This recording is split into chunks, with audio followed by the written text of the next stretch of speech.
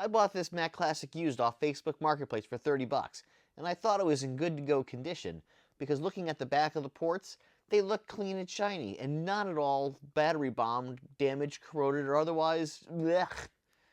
Hello everyone, I'm Alan Gracia.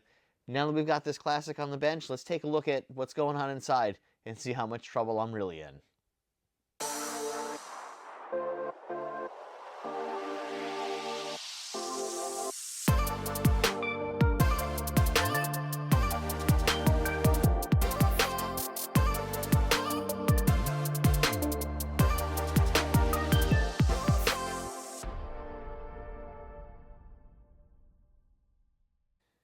Okay, this is part 2 of my Macintosh Classic Welcome Home series.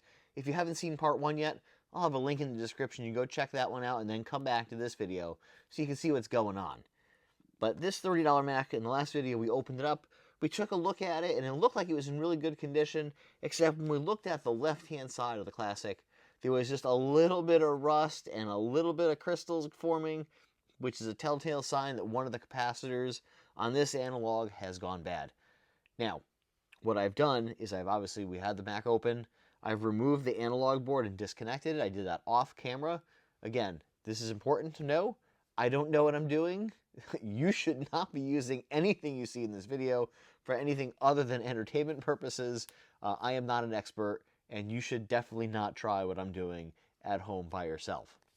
Okay, so the analog board. As you can see here, it has been disconnected. We've got the neckboard electronics, the flyback cables disconnected, and this analog board also provides power to everything on the system board. So we've got the system board bundle disconnected and the ground cable disconnected from the frame.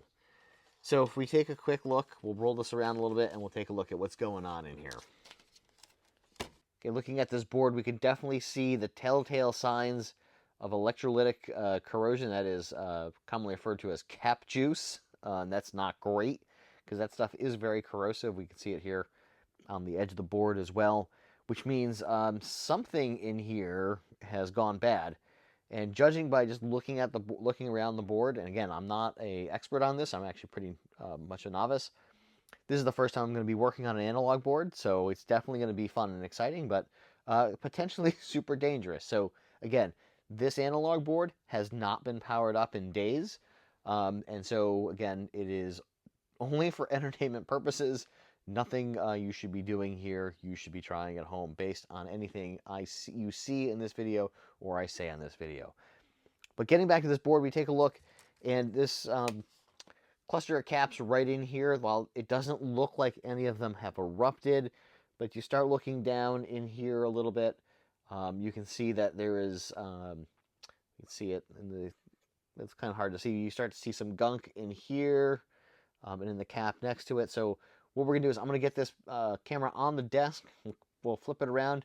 We'll get the flashlight in here and we'll take a look. You can see there's a little bit of stuff here as well.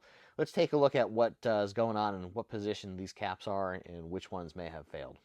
We've got the analog board on the desk here and got the flashlight. Just taking a little bit of a look around, see what we can see. And it's definitely this cluster of caps right here. I mean, there's plenty of other capacitors on the board, but it seems like this group right here. So if we take a look, the CP36 cap looks like it's got a little bit of juice that was forming a river down past, I guess this is a heat sink. There's definitely a little bit of corrosion on this as well. That's maybe one of these things sprayed at some point, and that could be what caused the river of electrolyte here. Also taking a look down in here, it looks like maybe the CP6 cap has given up the ghost.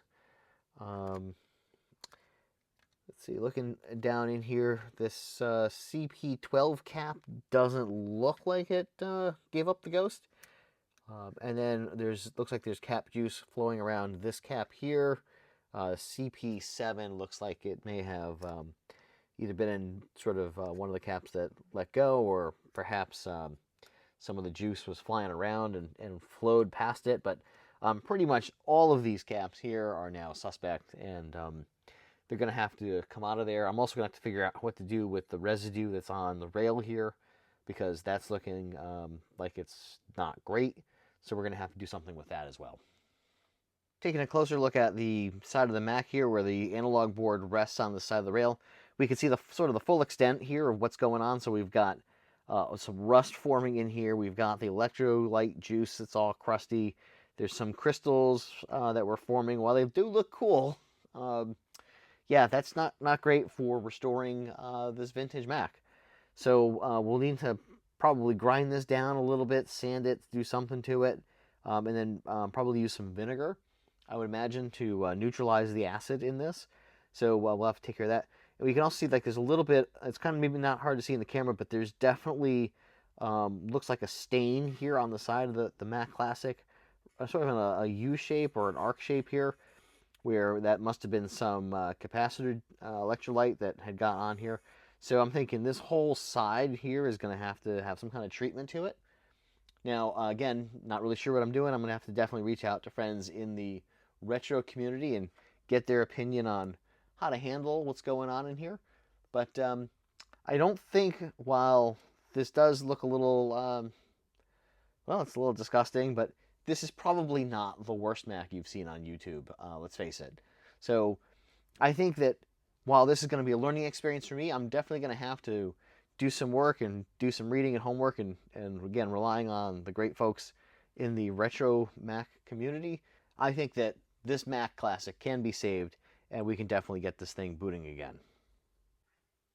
All right, it's been a couple of weeks since I started filming the beginning of this episode because I decided I needed all the parts. So it started off with me wanting to build out two of these kits from Ron's computer video. These are some battery kits to convert to a coin cell battery. When you get you cut out one of the Varda batteries, you switch to something like this so you don't have a destroyed computer sometime in the future. So I got these from Ron at VCF. That was great. It was lots of fun talking to him. But I didn't have any of the pieces to actually build out the boards.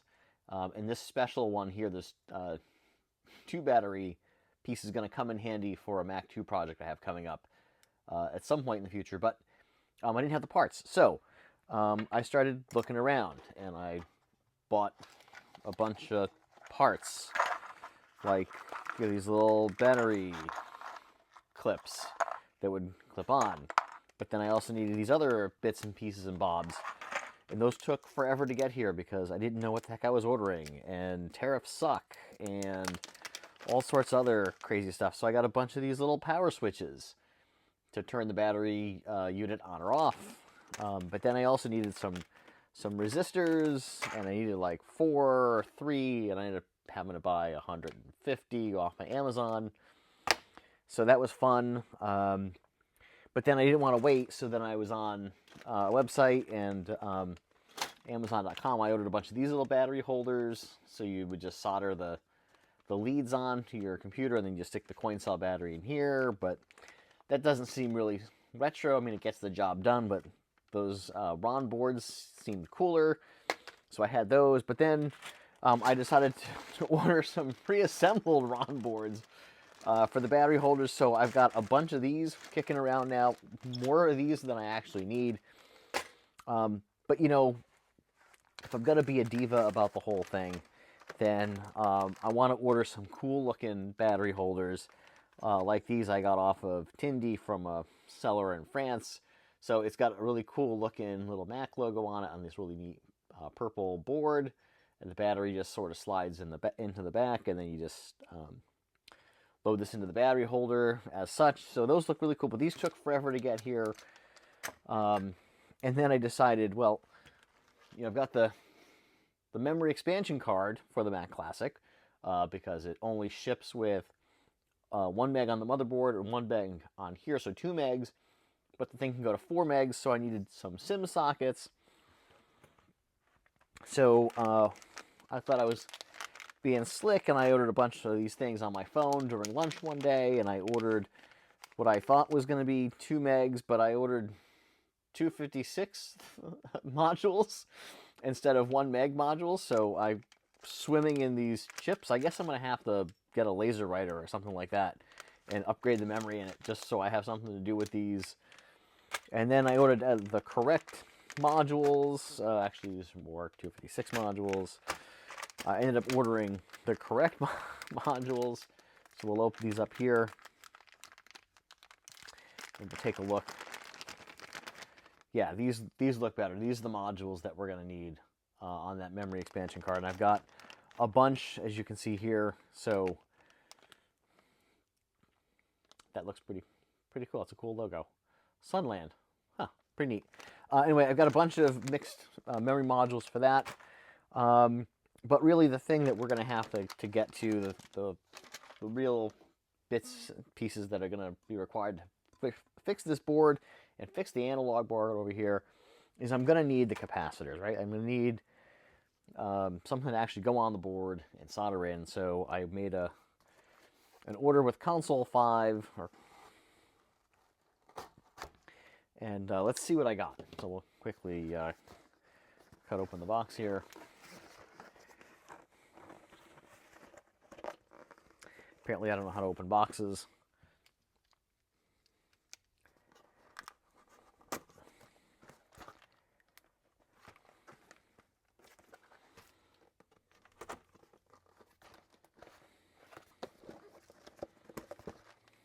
Apparently I really don't know how to open boxes. At this point I just cut the thing open and call it a day.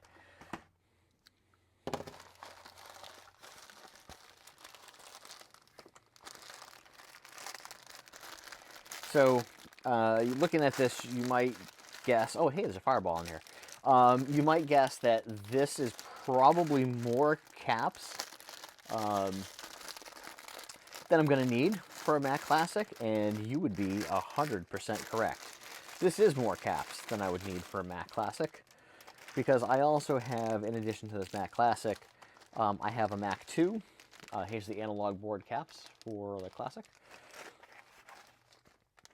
Here's some surface mount caps, the SMD analytics. Some more cool looking blue caps. Those are kind of neat. Those are apparently Gracia standard blue caps. That's kind of neat looking. And then some other large caps for the machine. But I also have a Mac 2 that we'll need to recap. And at some point, I have to get around to ordering some caps, either from Console 5 or Mauser or somebody, for a Power Mac 7100, which is sitting off camera. You can't see them here, but you may have seen them kicking around in my last video, which was for the IBM 5150. They were kind of piled up there waiting in line after the Mac Classic. So the next step after all of this is to scrub down this board a little bit with some isopropyl alcohol perhaps, and we're going to get in here and start working on these caps, get those replaced, get these other caps replaced, and just generally get this board looking clean again. I won't be able to turn it on because I don't. Actually, you know what? I may be able to turn it on. I do have some other machines that might work in here. I'll have to double check that before I say that. But we'll get this thing at least cleaned up and we can test it for continuity. Then the next piece we're going to have to deal with is getting this analog board recapped, and there's a ton of caps on here that going to have to be replaced. This is going to take me forever, but I'll take you along for the ride. So we'll get this little village of caps out of here. These, of course, in here where the caps leaked, which caused that corrosion, so we're going to have to deal with that. And then we'll be able to put the Mac Classic back together and see if it boots up. I mean, I think it's totally salvageable, but we'll see. If it's not, I will have to bring in folks who know more about this than I do. But until then, stay safe, stay happy, and I'll see you in the next one.